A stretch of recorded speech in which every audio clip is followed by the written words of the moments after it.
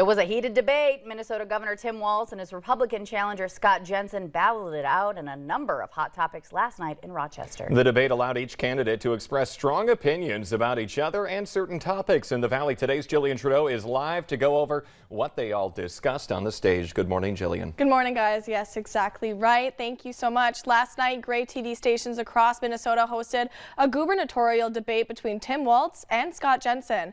The debate was televised by our Gray sister station, KTTC in Rochester. We were able to live stream the debate on our website, and this is what you guys were saying on our Facebook post here. So we have one great job, Jensen, and then we have a couple others that are cheering on the Republican candidate here. Jensen has this in the bag, for example, and then we do have a Walz fan here.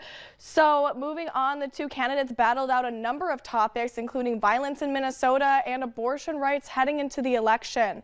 Another hot topic at the debate was school safety, a topical conversation in the wake of active shooter hoax in and around the area, and the threatening email that threw a Barnesville school into lockdown last week. I think what we can do with kids in school is we have to look at new things in terms of controlling access points. But we also need to recognize that the police are going to have an awful lot of expertise at how can we do this better. We need more cops on the street corners. We have guns on the streets that were meant for war. We have the opportunity to do smart things, whether it be background checks or making sure we have red flag laws. In many of these cases, once we go back and deconstruct this, the easy access to these firearms is one of the problems. We see that in our streets today.